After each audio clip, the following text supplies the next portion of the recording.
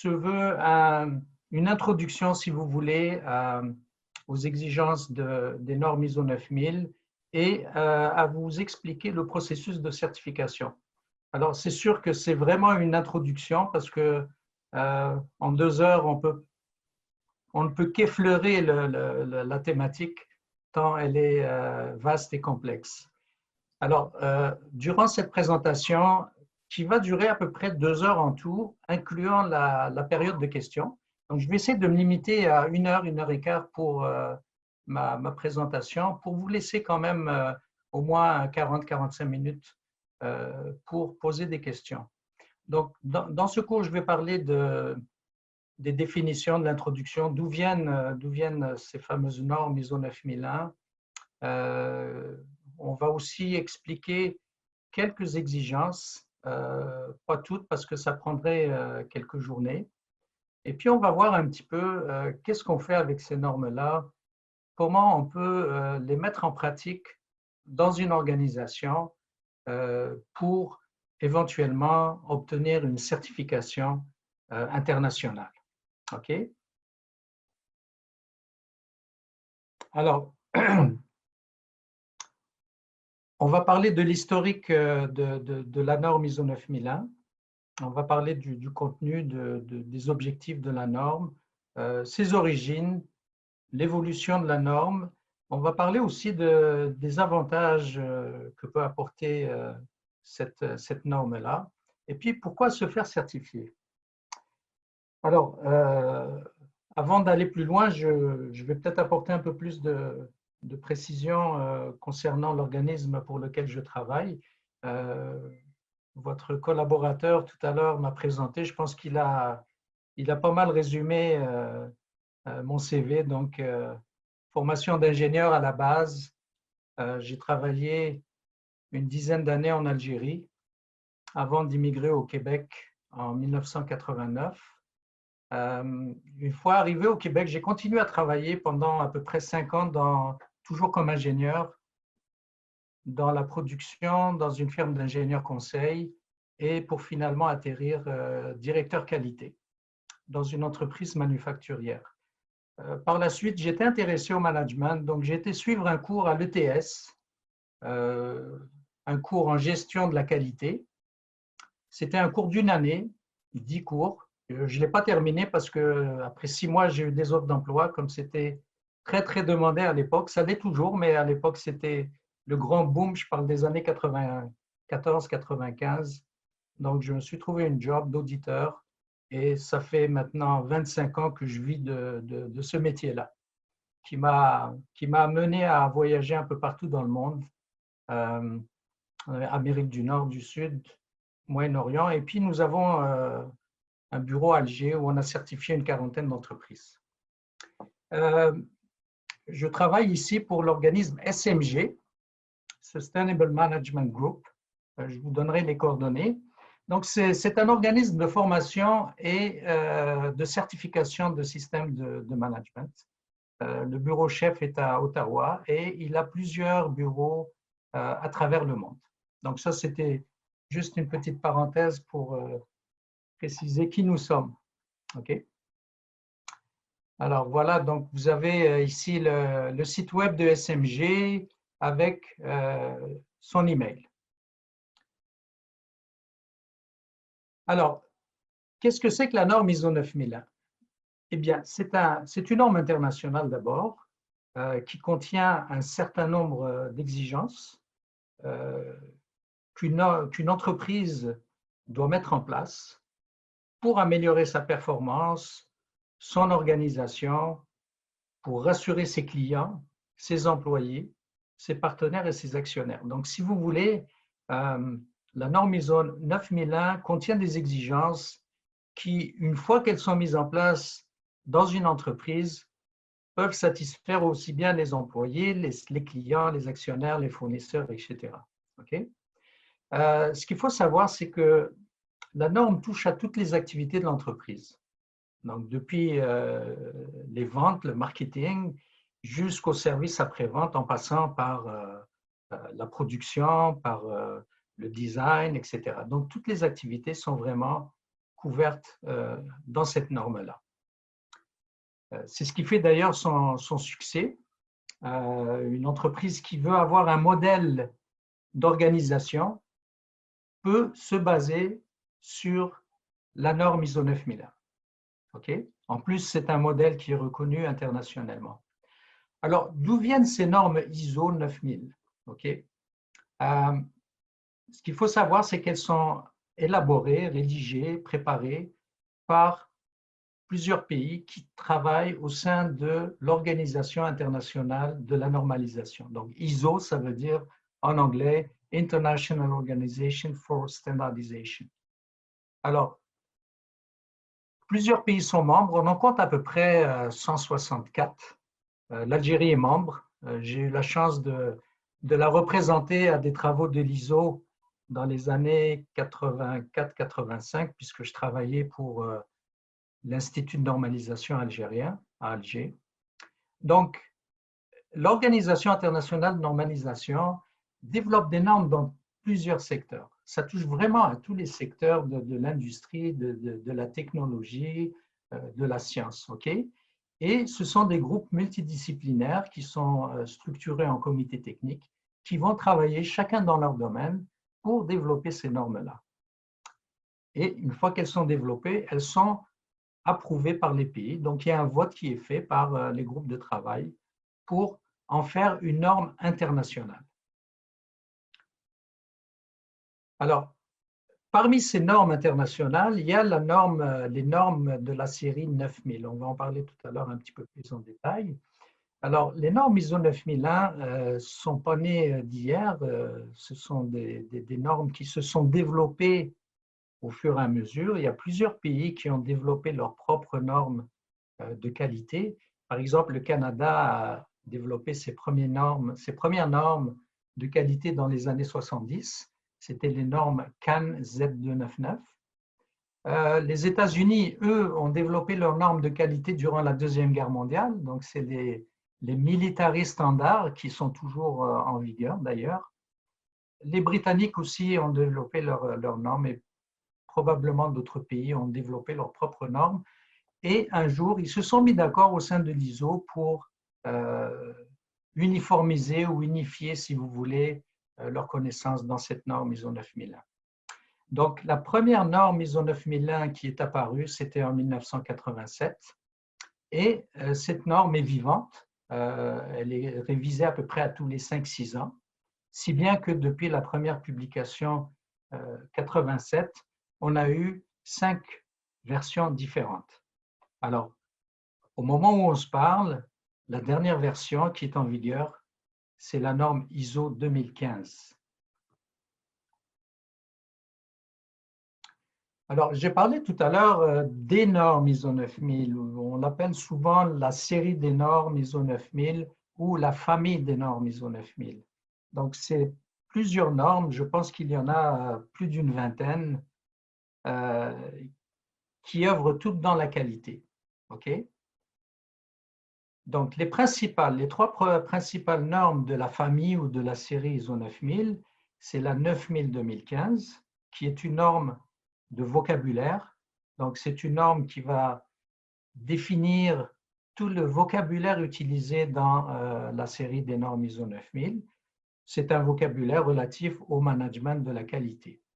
Donc, ça, si vous voulez, c'est comme un dictionnaire de tout le lexique utilisé dans la qualité.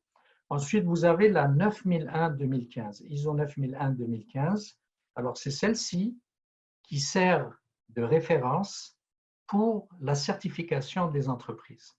Donc, c'est celle qui contient les exigences qu'une entreprise doit mettre en place dans son organisation pour pouvoir prétendre à une certification. Donc, on va voir tout à l'heure, on va parler du processus de certification. Quand l'entreprise va se faire auditer, eh bien, les auditeurs vont avoir comme référentiel, comme critère, la norme ISO 9001-2015. Et enfin, vous avez la 9004-2018. Alors, c'est une norme très intéressante dans la mesure où elle va au-delà des exigences de la norme ISO 9001 et elle traite vraiment de l'amélioration des performances. Alors, on va voir tantôt que dans la norme ISO 9001, on parle de d'améliorer des performances, mais on reste très général. La norme 9004-2018 va vous donner des lignes directrices pour, si vous voulez, pour vous orienter sur les différentes façons d'améliorer sa performance. Alors évidemment, ça c'est les normes que je dirais génériques. Maintenant, il y a des normes de la série 9000 qui sont spécifiques à certaines industries. Par exemple, l'industrie automobile, l'industrie aéronautique, l'industrie médicale, etc., etc., l'agroalimentaire. Donc, ce sont toutes des normes qui sont basées sur la norme ISO 9001-2015. Donc, si vous voulez, le squelette de ces normes-là, c'est la norme ISO 9001-2015. Mais en plus de ça, elles vont contenir des exigences spécifiques au secteur d'activité, que ce soit l'automobile, l'agroalimentaire, les instruments médicaux, l'aéronautique, etc., etc. OK? Alors, je dirais que la 9001, c'est la plus populaire, c'est la plus générale. Plus d'1 million d'entreprises sont certifiées à cette norme, mais il y a certaines entreprises qui ne se contentent pas de cette norme et qui veulent avoir une norme spécifique à leur industrie. Donc, ces entreprises-là vont chercher d'autres normes ISO 9000. Enfin, elles portent d'autres numéros. Par exemple, dans l'agroalimentaire, elle s'appelle ISO 22000. Dans l'automobile, c'est 16000, etc. Donc, mais à la base, elles sont toutes basées sur la 9001-2015. OK? Alors, si un jour on vous dit les normes ISO 9000, sachez que il y en a à peu près une vingtaine ou une trentaine même. D'accord? C'est toute une série de normes. Mais celles qui servent à la certification sont plus limitées. Alors, on va parler dans le cours de système de management de la qualité. D'ailleurs, la norme ISO 9001, c'est une norme pour les systèmes de management de la qualité. Alors, qu'est-ce que c'est qu'un système de management de la qualité? Eh bien, c'est un modèle de management, okay, ou de gestion, si vous voulez. En québécois, les Québécois préfèrent dire gestion, OK, les normes de système de gestion. Donc, c'est un modèle d'organisation avec des rôles, des responsabilités, des descriptions de tâches, des processus qui vont améliorer votre organisation. D'accord? Donc, il y a des systèmes de gestion différents. La norme ISO 9001 vous propose un modèle de système de gestion qui peut vous permettre d'améliorer vos performances et d'être compétitif sur le marché international, par exemple. OK? Donc, comme je vous l'ai dit tout à l'heure, un système de management, ça va couvrir toutes les activités de l'entreprise, aussi bien les ventes, le marketing, les approvisionnements, la conception, le développement, le service après-vente, etc., etc. Donc, c'est ce qui fait justement la beauté de cette norme, c'est que si on la prend comme modèle, eh bien, on va être capable d'organiser toute son entreprise du début à la fin de ses processus, de son cycle de production ou de service. Un autre détail très important aussi, d'ailleurs, j'ai reçu une question dans ce sens par un de vos collaborateurs, par un des participants. À quoi s'applique cette norme-là? OK? Eh bien, moi, je dirais que ça peut s'appliquer à n'importe quelle activité. N'importe quelle entreprise, quelle que soit son activité, peut utiliser la norme ISO 9001 comme modèle de gestion et peut se faire certifier par rapport à ce référentiel. Dans ma carrière, j'ai eu l'occasion d'auditer des cliniques médicales, des écoles secondaires, des universités, des centrales nucléaires, des usines pétrochimiques, etc., etc. Donc, ça touche vraiment à toutes les entreprises, tous les types d'entreprises, quelle que soit leur activité, leur complexité et quelle que soit leur grandeur. D'ailleurs, il y a un organisme de certification en Algérie qui a certifié un notaire à Tizi Ouzou. Donc, le gars, il est tout seul avec sa secrétaire et il s'est fait certifier. Donc, vous voyez que ça peut vraiment convenir à n'importe quel type d'entreprise. Alors, la personne qui m'a demandé si la norme s'appliquait au secteur médical. Oui, ça s'applique au secteur médical, au secteur pharmaceutique et à bien d'autres. Donc, il y a des hôtels qui sont certifiés. Il y a même la mairie de Saint-Augustin, donc la municipalité de Saint-Augustin, près de Québec, eh bien, elle est certifiée ISO 9001. Donc, son service de police, des pompiers, son administration sont tous certifiés. Donc, vous voyez que n'importe quelle entreprise peut adopter ce modèle, cette norme, pour se faire certifier. Alors, quels sont les avantages d'avoir un système de management de la qualité qui est conforme à la norme ISO 9001? Eh bien, grâce à cette norme, vous allez pouvoir donner au client ce qu'il veut. Donc, lui rendre le service ou lui vendre le produit tel qu'il l'a exigé. Le respect des exigences de la qualité fait l'objet de plusieurs éléments de la norme. Okay? Donc, dans plusieurs chapitres, on revient toujours aux exigences de qualité requises par le client, par le produit, par les spécifications. Ce système va pouvoir aussi vous permettre de réduire vos erreurs et par conséquent les coûts grâce à un système de contrôle qualité systématique et structuré. Vous allez pouvoir faire moins d'erreurs ou du moins vous allez les détecter à temps avant que ça se rende chez le client parce que là ça coûte plus cher. Okay? Donc il y a un aspect aussi coût qui est intéressant une fois que le système qualité est mis en place. Alors, on parle aussi de la réduction des temps de livraison, l'uniformisation des pratiques, parce que dans votre entreprise, vous allez travailler avec des procédures qui sont établies, avec des méthodes de travail. Donc, toutes les personnes qui exécutent une tâche similaire vont utiliser les mêmes méthodes de travail. D'accord? L'amélioration des échanges commerciaux. Alors, vu que la norme ISO 9001 est reconnue au niveau international, pas seulement au niveau national, ça va vous faciliter la porte d'entrée vers des marchés étrangers. Beaucoup de compagnies, beaucoup de pays exigent la certification ISO 9001 pour pouvoir faire affaire avec eux. Je prends l'exemple du Québec. Hydro-Québec exige à tous ses fournisseurs et à tous ses sous-traitants d'être certifiés ISO 9001. Sinon, ils ne peuvent même pas soumissionner pour un contrat. Idem avec le ministère des Transports du Québec, le MTQ, eux aussi, ils exigent de leurs fournisseurs d'être certifiés ISO 9001. Donc, parfois, c'est carrément une obligation.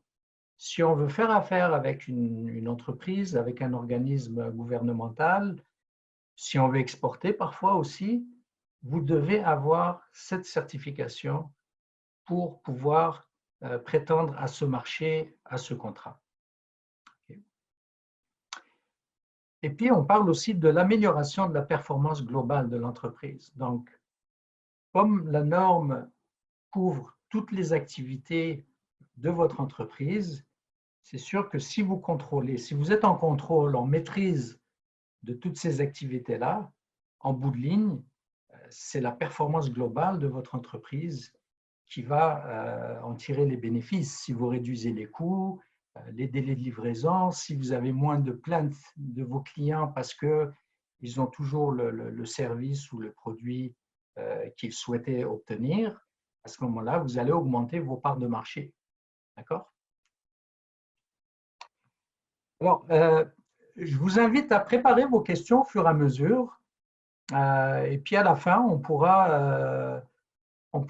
pourrais y répondre. Ok, je ne garantis pas que je pourrai répondre à tout le monde s'il y en a beaucoup, mais on va essayer de répondre à un maximum de questions. Donc, au fur et à mesure que vous voyez défiler les slides et puis que j'aborde certains sujets, je vous invite à préparer vos questions pour tout à l'heure. Okay. Alors, l'idéal, ça aurait été de les faire en live, mais bon, vu le nombre de participants, ça va être assez compliqué à gérer en dedans de 2 heures. Okay.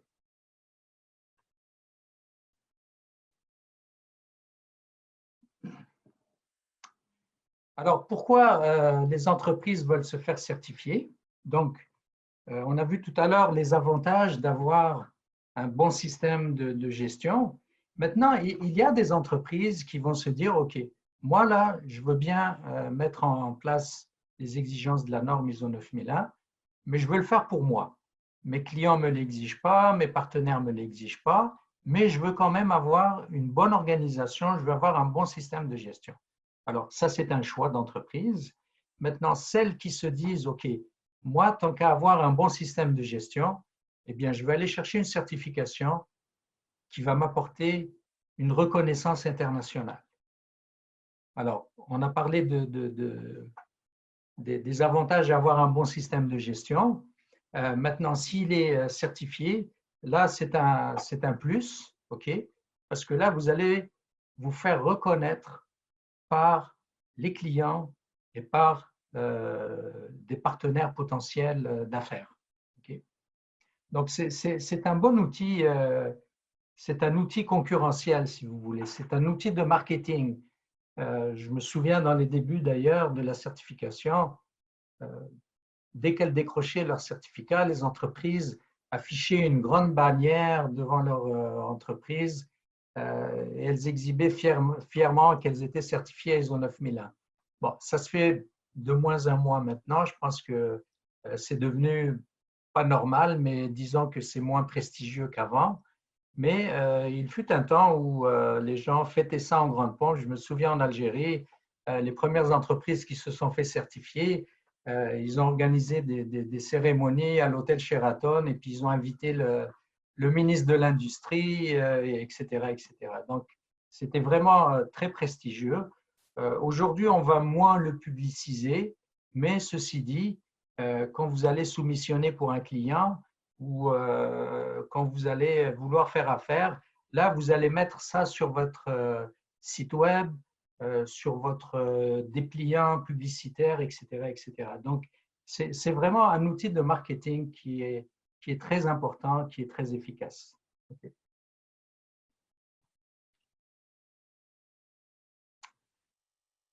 Alors, on va parcourir, si vous voulez bien, quelques exigences de la norme. Évidemment, comme je vous l'ai dit, ce n'est pas possible de les voir toutes en une heure et demie, mais on va voir l'essentiel de ces exigences-là. Alors, si on regarde les chapitres de la norme, donc il y en a 8, donc il y en a 10 plutôt. Alors, les trois premiers, ce sont des chapitres d'introduction, si vous voulez, domaine d'application, les références, les termes. À partir du quatrième, là, c'est des choses, c'est des exigences on va en expliquer certaines, mais là, c'est des exigences qu'il faut mettre en place. Donc, quand vous allez vous faire auditer par l'organisme de certification, il va vérifier que, par exemple, le contexte de l'organisme, le leadership, les planifications, etc., sont bien traités dans votre système de management.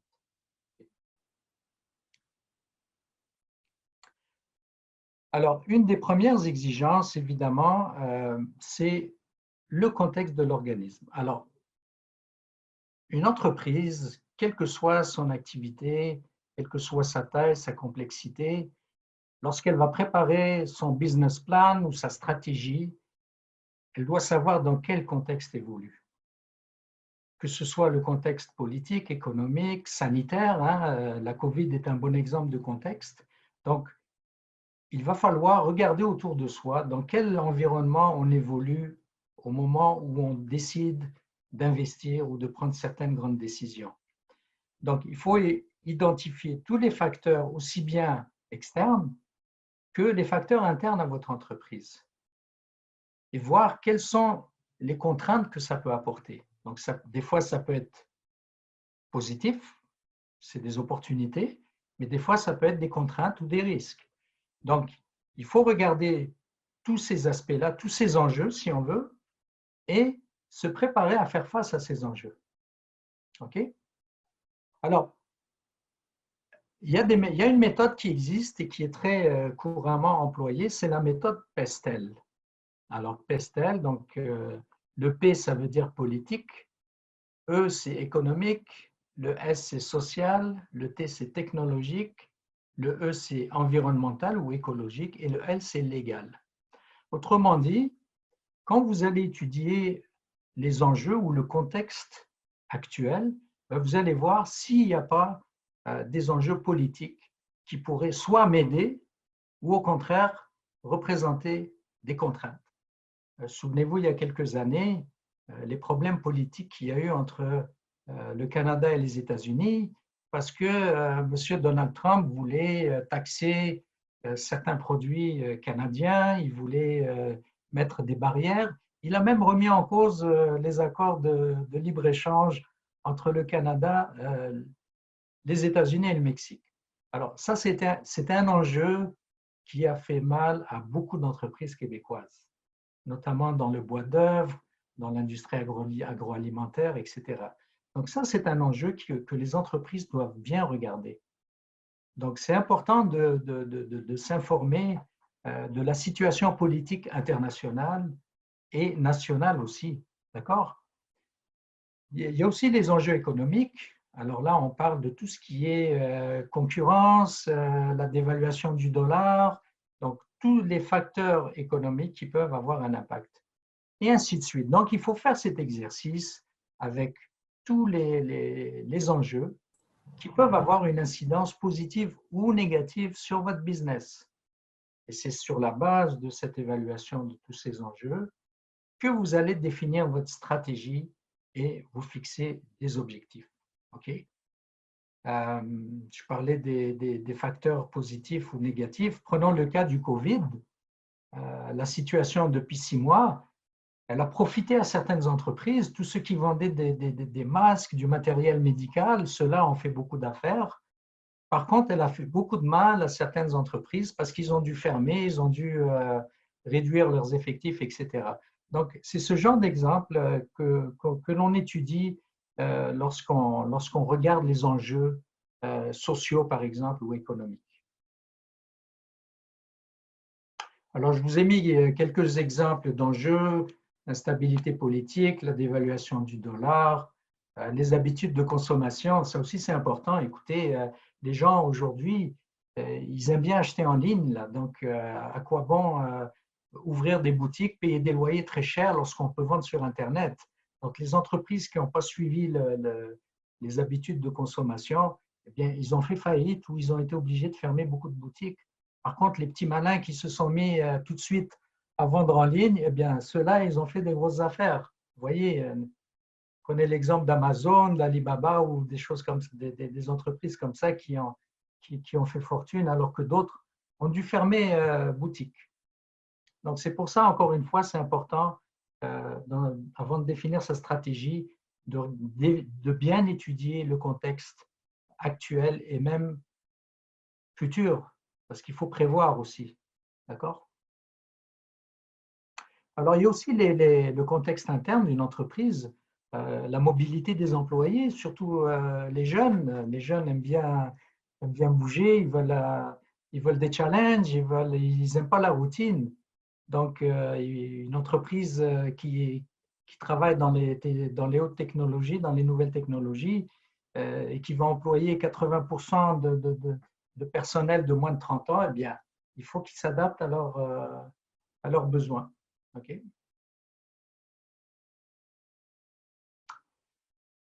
Alors, qui dit enjeu, évidemment, dit parties intéressées. Alors, les parties intéressées, si on veut les résumer un petit peu, euh, les parties intéressées, ce sont les organisations, les personnes qui ont un intérêt ou qui peuvent avoir une implication dans votre entreprise.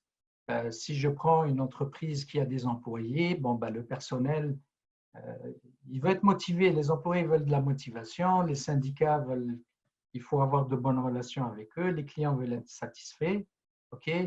Les banques veulent avoir des garanties, les pouvoirs publics, les autorités veulent que vous respectiez les lois, etc., etc. Donc, ça aussi, ce sont des choses qu'il faut prendre en considération.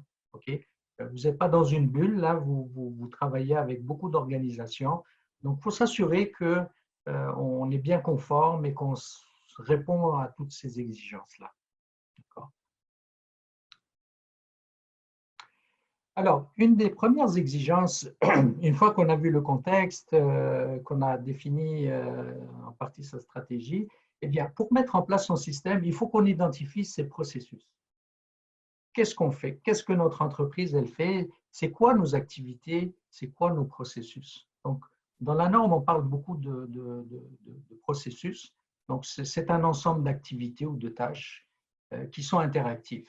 Hein, dans une entreprise, vous avez les ventes, vous avez les achats, vous avez la production, la recherche et le développement. Eh bien, tous ces processus-là vont interagir ensemble. OK? Ils ne travaillent pas chacun dans leur coin, en vase clos, mais ils travaillent en interaction. Donc, une des premières choses que vous devez faire quand vous voulez mettre en place un système de management de la qualité, eh bien, c'est d'identifier tous vos processus et puis de voir comment ils interagissent entre eux. C'est quoi les liens de communication? OK? Ça, c'est très important parce que souvent, des erreurs viennent du fait que les processus ne se parlent pas. Il n'y a pas une bonne communication entre la production, entre le marketing, entre les approvisionnements. Puis là, il y a des erreurs. Donc, c'est important de définir toutes ces… Voilà. Donc, dans le schéma, vous voyez un petit peu c'est quoi un processus. Donc, ici, c'est un processus schématiquement de mécanique, là, probablement. Donc, on va transformer des éléments d'entrée pour obtenir un élément de sortie. Alors, si on prend, mettons ici, c'est un processus de mécanique dans l'industrie automobile, eh bien, on va prendre des éléments d'entrée, c'est du métal, c'est une feuille de métal qu'on va plier, OK? Et puis, on va voir comme élément de sortie, eh bien, soit le capot d'une voiture, ou une portière, ou un coffre de voiture, OK? Donc, schématiquement, un processus va transformer des inputs ou des éléments d'entrée en output ou en élément de sortie. Alors, ça peut être de la matière première, comme ça peut être aussi des données. Si on prend un processus informatique ou un processus de recherche et développement, on n'aura peut-être pas de machine, mais on va transformer des données, on va les calculer, on va les modifier, on va les analyser, et puis on va en sortir une formule, une spécification qui va nous servir par la suite à produire un bien ou un service. Alors, après ça, dans une entreprise, évidemment, vous avez plusieurs processus qui se succèdent. Mettons ici, vous avez le marketing et les ventes, vous avez les achats, la production, et puis ainsi de suite. C'est un enchaînement, en fait. Une entreprise est un enchaînement de processus. Et il faut bien comprendre comment ils fonctionnent et comment ils sont interreliés. Okay. Alors là, on a un processus un peu plus complexe.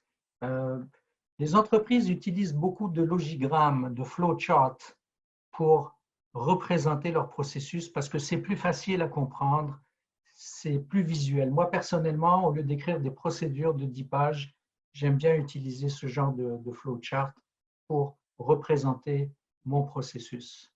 Okay. Alors ça, c'est un autre exemple de flowchart ou de logigramme qui va schématiser tous les processus de l'entreprise. Donc, il y a différentes méthodes de classification.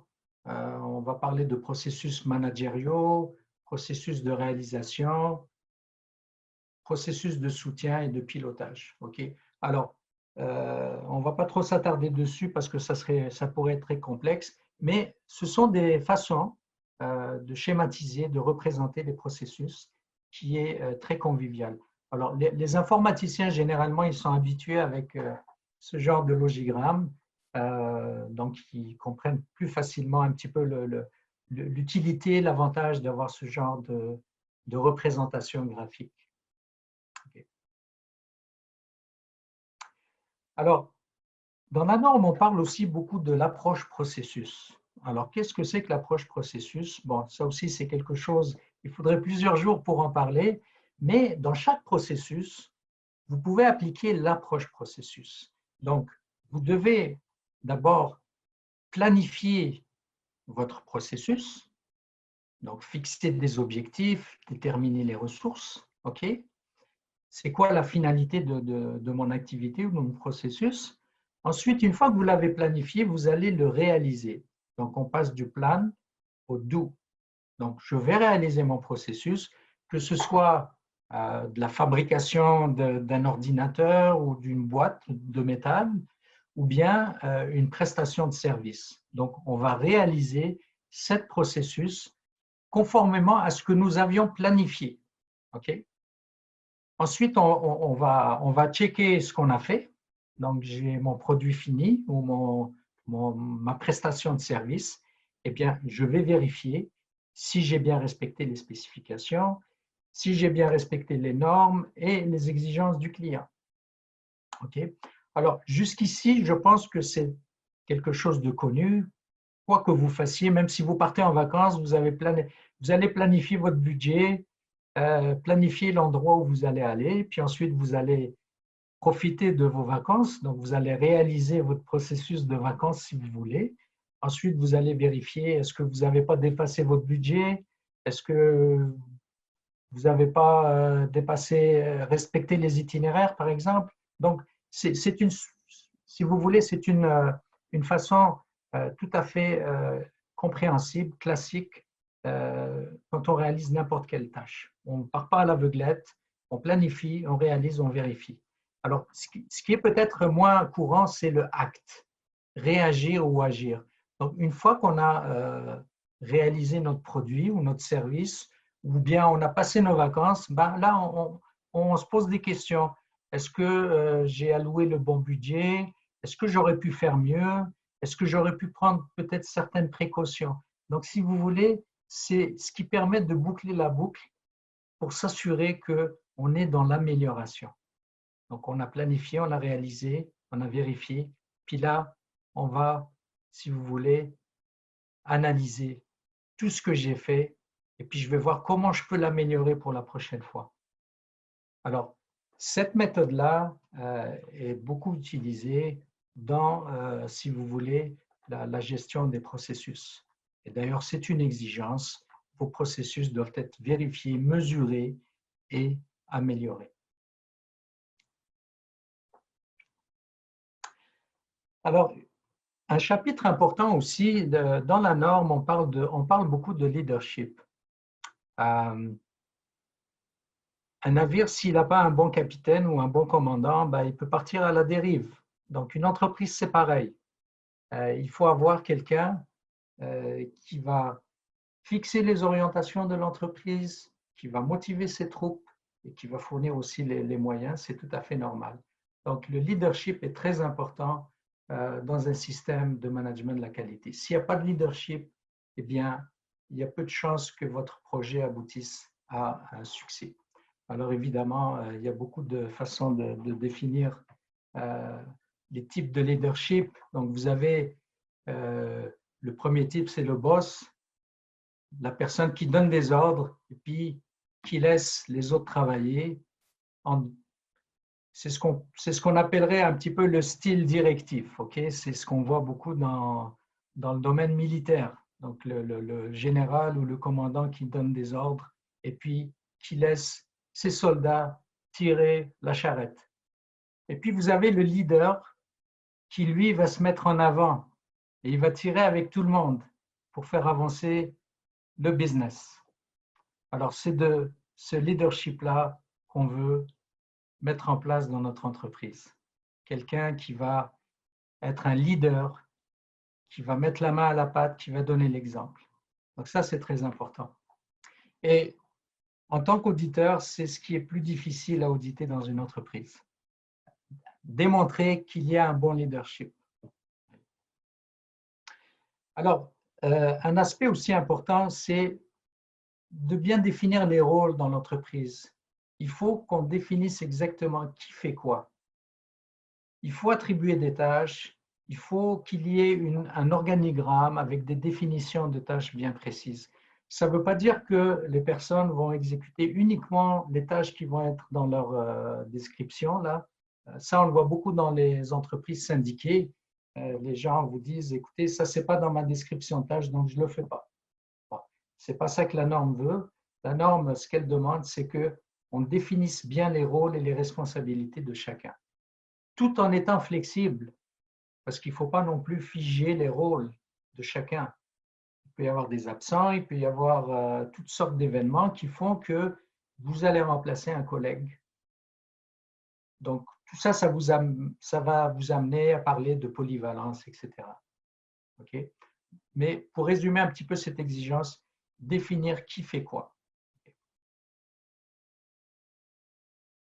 Alors, il y a un autre élément très important et qui est apparu dans la dernière version de la norme, la version 2015, c'est l'analyse des risques. Okay? Alors, tout comme l'approche processus, on parle de l'approche par les risques. Alors, concrètement, qu'est-ce que ça veut dire? Ça veut dire que il faut analyser les risques qui sont inhérents au contexte d'abord. Okay? On a parlé tout à l'heure, la pandémie, ça peut présenter un certain nombre de risques, mais aussi au niveau opérationnel. Dans chaque processus, il peut y avoir un risque. Quel est le risque d'erreur? Quel est le risque que je me trompe et que je ne fabrique pas le bon produit, ou que je vende au client le mauvais produit, ou que je perde de l'argent quand je fais une offre de service? Donc, la norme vous demande de faire une analyse de risque. Okay? Alors, il y a plusieurs méthodes pour analyser les risques. Donc, il faut d'abord les identifier, ensuite il faut les quantifier pour prioriser. Okay? Généralement, pour gérer un risque, bon, on va utiliser une méthode d'estimation qui consiste à calculer la probabilité que ça arrive et puis la gravité au cas où ça arrive. Alors ça, c'est la méthode la plus basique qui est utilisée par, je dirais, 80% des entreprises pour estimer les risques de leur entreprise. Alors après, évidemment, il faut probabilité, il faut les quantifier de 1 à 5 par exemple. La gravité aussi, on peut la quantifier de 1 à 4, de 1 à 3. La norme ne vous impose pas de méthode. Ça, c'est vraiment à vous de choisir la méthode qui convient le mieux à votre entreprise. Évidemment, si vous êtes dans une entreprise où il n'y a pas de risque énorme, où vos activités sont très simples, vous allez opter pour une méthode simple. Maintenant, c'est sûr que des entreprises, je prends l'exemple d'une centrale nucléaire ou d'une raffinerie de pétrole, eux ne vont pas se limiter à ces méthodes-là. Ils ont des méthodes beaucoup plus sophistiquées qui vont utiliser des formules mathématiques différentes. Okay? Alors ça, c'est un exemple de matrice. Une fois que vous avez fait le calcul de la probabilité puis de la gravité, ben, vous allez faire la multiplication et puis vous allez avoir les risques les plus élevés qui vont se trouver dans cette zone rouge. Donc, on parle des risques de 16 et de 20 avec la plus forte probabilité et la plus forte gravité. Évidemment, cette matrice va vous permettre de prendre des décisions. Donc, je vais commencer par agir sur les risques les plus élevés et éventuellement, les risques qui ne sont pas élevés, ben, je vais vivre avec. On appelle ça des risques acceptables. Et cela, je ne vais pas mettre de l'énergie et de l'argent pour contrôler, pour mitiguer ces risques-là. Mais je vais plutôt agir sur cela. C'est eux qui vont me faire perdre de l'argent, qui vont provoquer des réclamations, qui vont me faire perdre des clients et puis qui vont peut-être coûter la vie à des employés ou à des infrastructures. Alors, deux exemples de risques. Préparer une soumission, un des risques, c'est de sous-évaluer l'offre, puis la conséquence, c'est la perte de revenus. Alors ça, c'est un tableau très simple qui peut être utilisé pour recenser ces risques et puis calculer la gravité, la probabilité, et ensuite d'identifier quels sont les moyens de mitigation ou les moyens de contrôle pour éviter que ça me coûte de l'argent. Okay? Alors, dans la norme, on parle aussi des objectifs. Pour savoir où on va, il faut se fixer des objectifs. C'est comme dans la vie, là, vous vous fixez des objectifs, acheter un condo dans 5 ans, changer ma voiture dans 1 an, et puis investir, etc. Donc, c'est très important d'avoir des objectifs et la norme exige que l'entreprise qui veut se faire certifier, eh bien, elle met en place des objectifs à tous les niveaux de son entreprise, que ce soit au niveau de la production, des achats, des ventes. Il faut se fixer des objectifs et on parle même d'objectifs SMART, donc on peut des objectifs simples, mesurables, etc. Par exemple, réduire les coûts de rebut de 20% dans les 12 prochains mois, augmenter les ventes de 15% d'ici 18 mois. Donc ça, c'est clair, c'est mesurable.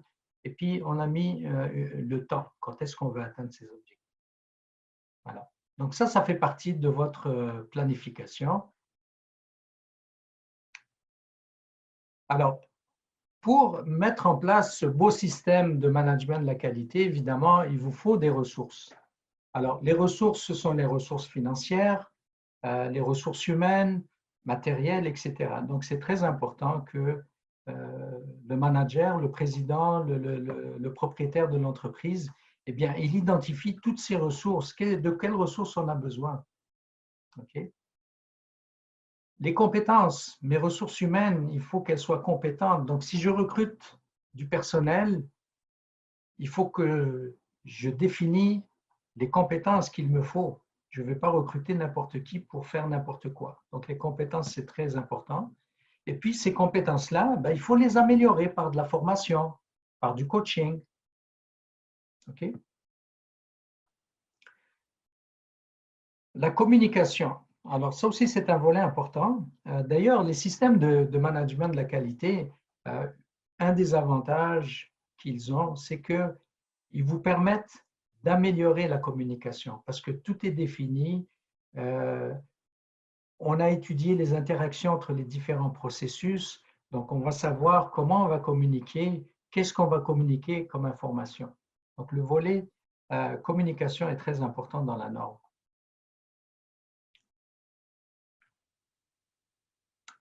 Et évidemment de la documentation. Alors, un système qualité, il va être supporté donc, par toutes sortes de documents, mais il ne faut pas non plus se noyer dans la paperasse. Alors, je me souviens des premiers systèmes qualité que j'ai audités ou que j'ai moi-même mis en place dans des entreprises.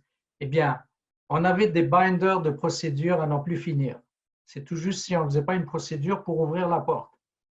Aujourd'hui, les systèmes sont beaucoup plus flexibles. On a beaucoup moins de paperasse. On utilise des logigrammes, on utilise des systèmes informatiques.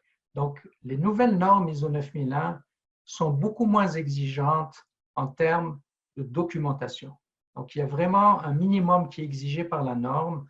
Après, c'est à vous de voir si vous êtes à l'aise avec plus de procédures, eh bien, rien ne vous empêche d'écrire des procédures ou des instructions de travail. Okay? Mais c'est important aussi d'avoir une traçabilité. Donc, il faut garder des traces de ce qu'on fait.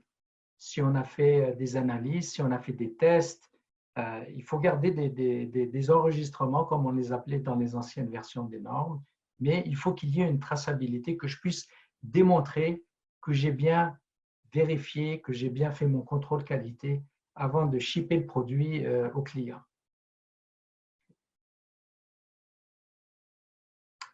Alors, dans le chapitre 8, là, on arrive vraiment aux activités de réalisation.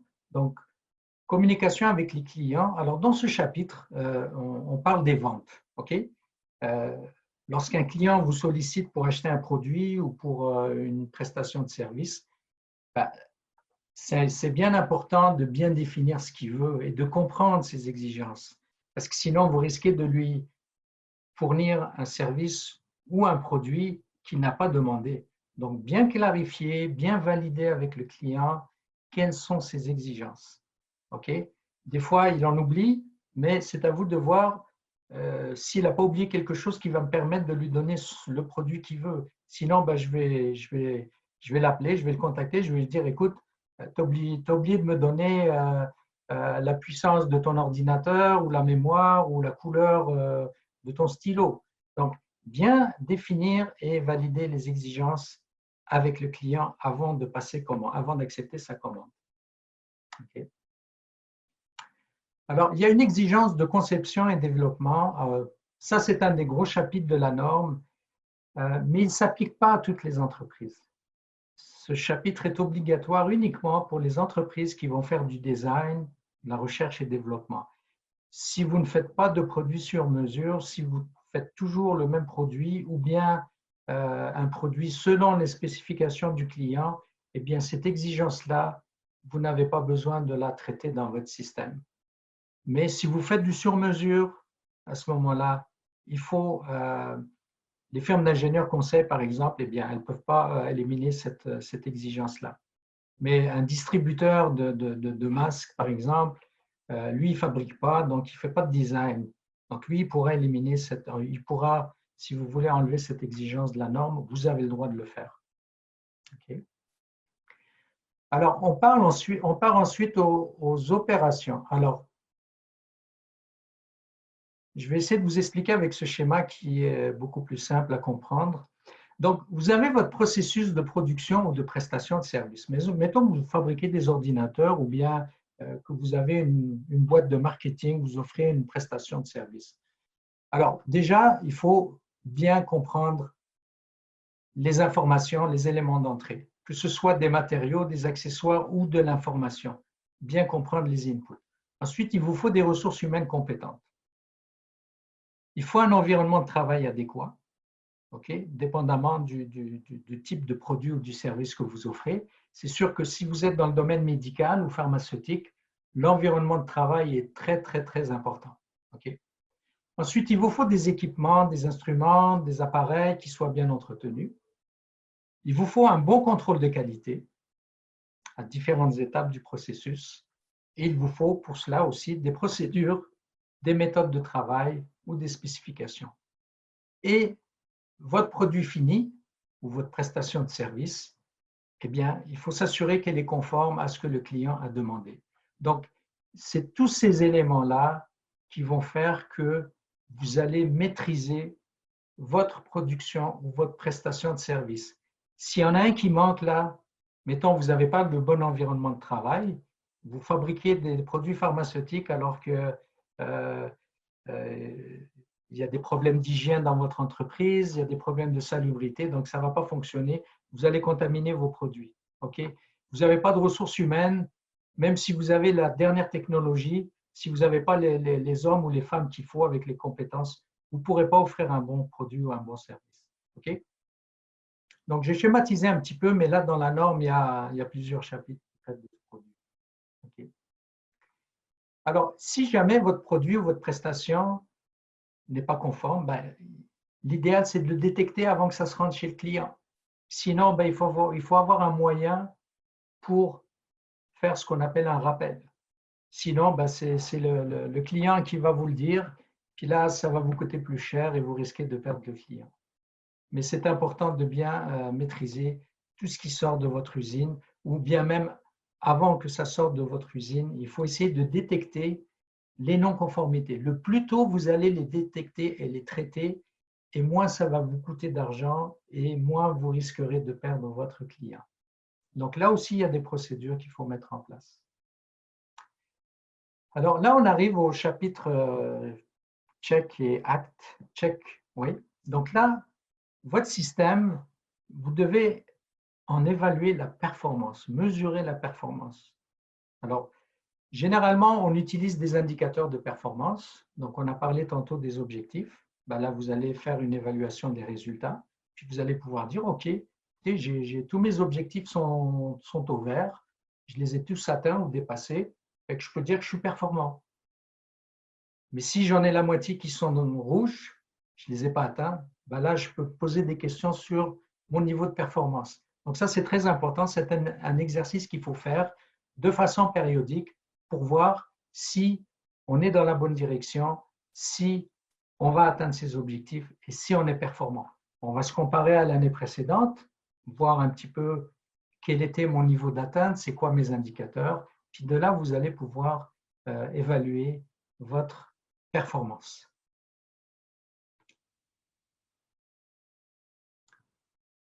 Alors, une autre façon d'évaluer votre performance, c'est à travers les audits internes. Donc, ça aussi, c'est une exigence de la norme. Donc, vous allez vous auto-auditer. Vous pouvez aussi faire appel à un consultant externe qui va vous auditer, donc qui va passer à travers toutes les exigences de la norme et il va vous dire, écoutez, telle exigence c'est conforme, telle exigence c'est pas conforme, ou telle chose, il faut l'améliorer. Donc l'audit interne est obligatoire avant de se faire auditer à l'externe. Alors la revue de direction, c'est une autre évaluation qui permet. Et puis l'amélioration continue, eh bien, on en a parlé tout à l'heure. Alors, il existe plusieurs méthodes. On a parlé tout à l'heure des objectifs, des indicateurs, des audits internes.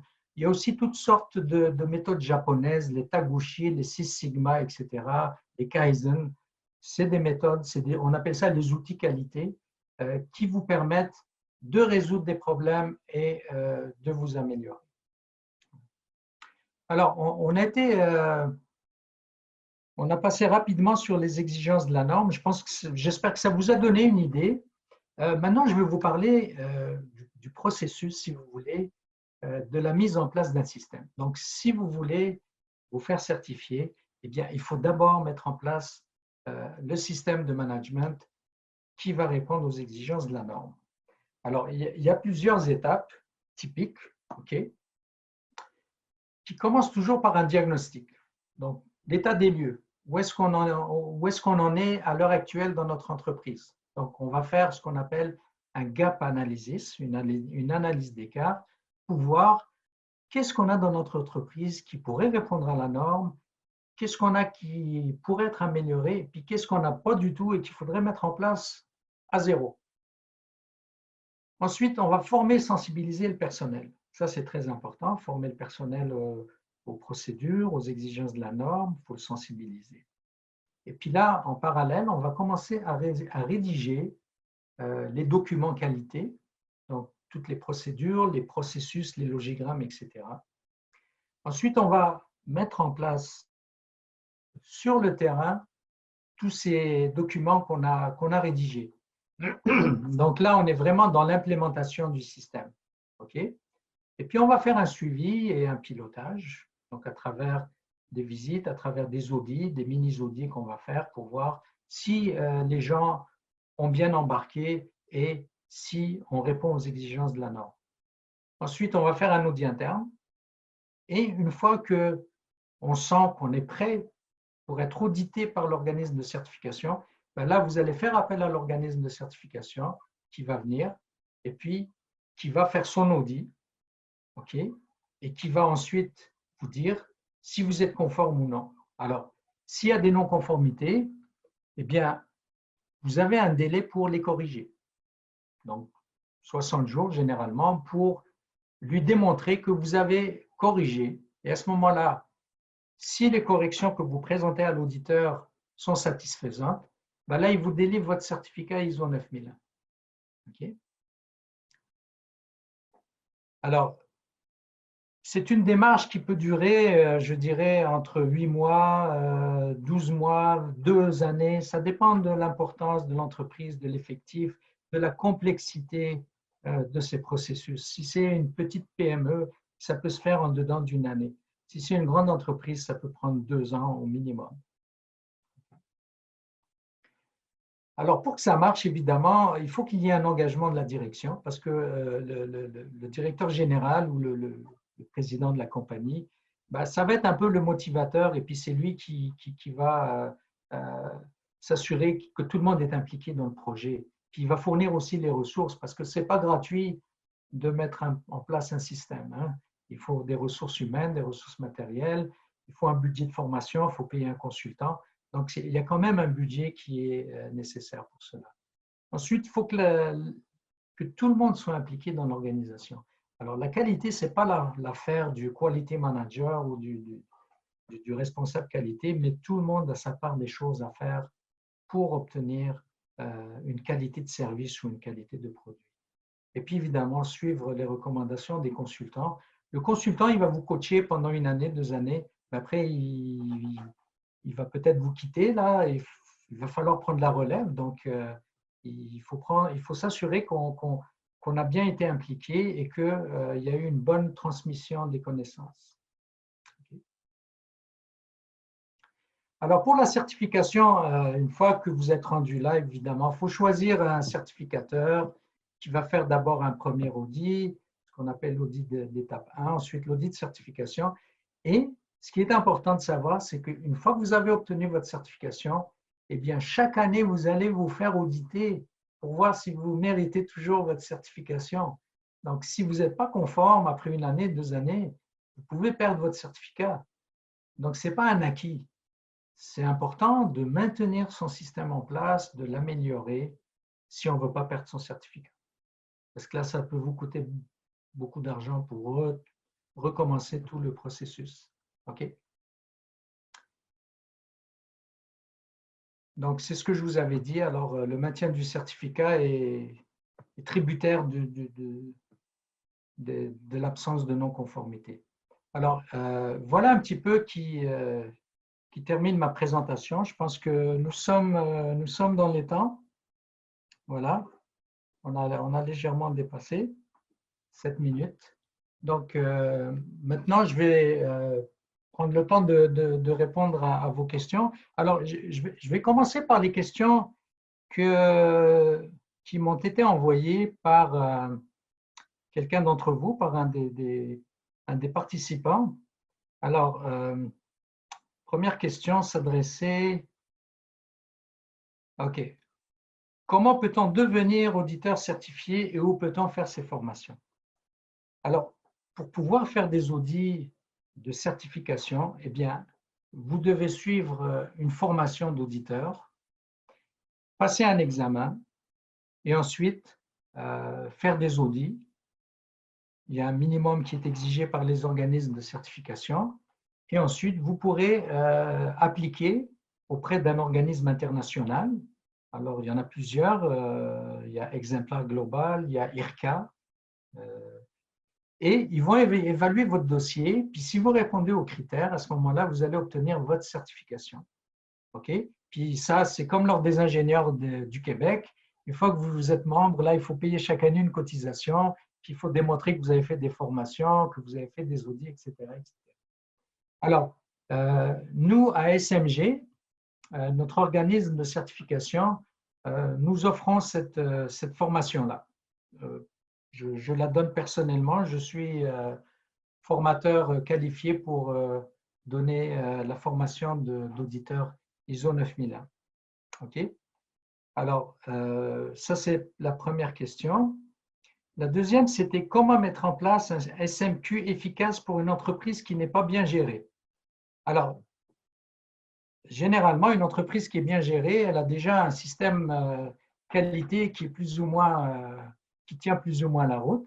Mais si l'entreprise est très mal gérée, qui n'a pas d'organisation, eh bien, elle peut se baser sur la norme ISO 9001 pour réorganiser ses services, ses départements, ses processus. Donc, encore une fois, la norme ISO 9001 est un excellent modèle de gestion. Donc, si vous partez de rien, prenez la norme ISO 9001, suivez les recommandations, les exigences, puis vous aurez déjà un bon modèle d'organisation. Okay? Alors, évidemment, il faut qu'il y ait la volonté de la direction, il faut qu'il y ait la motivation, l'implication du personnel. Il faut avoir aussi les ressources, encore une fois. Troisième question, bon, est-ce qu'on va avoir une attestation de participation? Ben, écoutez, on n'a pas vraiment prévu ça, mais on peut voir après si on peut faire quelque chose. Généralement, les webinaires de 2 heures comme ça, on ne donne pas d'attestation. Mais bon, je vous confirme ça par la suite. La question suivante, la certification est-elle reconnue à travers le monde? Alors, la certification ISO 9001, oui, elle est reconnue à travers le monde, puisque la norme elle-même, elle a été approuvée par 169 pays. Donc, oui, une certification ISO 9001, c'est reconnu à travers le monde. De même qu'une certification d'auditeur, elle est reconnue à travers le monde. Okay.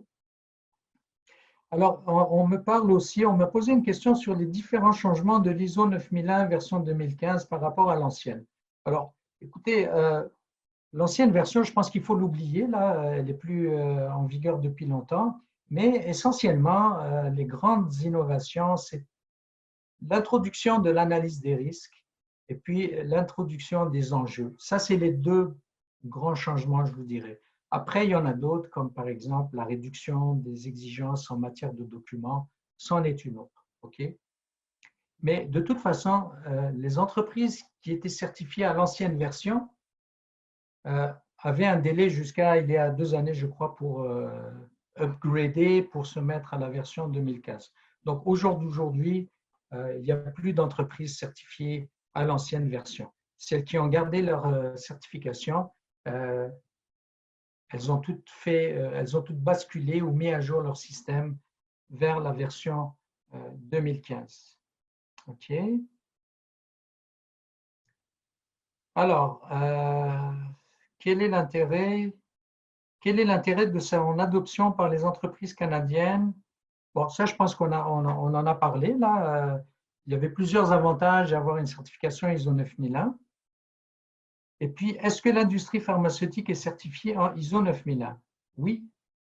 Comme je vous l'ai dit tout à l'heure, ISO 9001 peut s'appliquer à n'importe quel type d'industrie. Sauf que les industries pharmaceutiques, en plus des exigences de la norme ISO 9001, ils vont avoir d'autres exigences qu'on appelle les GMPs, les Good Manufacturing Practices, les bonnes pratiques de fabrication. Donc, les entreprises pharmaceutiques vont au-delà des exigences générales de la norme ISO 9001. Elles doivent aussi se conformer à certaines exigences, à des réglementations, etc. Okay. Donc, je pense que j'ai répondu aux questions qui m'avaient été posées avant le cours. Maintenant, je suis prêt à répondre aux questions que vous allez me poser maintenant. Alors, je ne sais pas si vous avez déjà reçu des questions. Je pense que là, je peux arrêter de sharer mon écran. Allô? Oui, donc pour le moment, il n'y a pas de questions sur le chat. Donc je pense que vous avez répondu, la majorité des questions ont été posées avant la Ah, conférence. OK. Donc, Allô?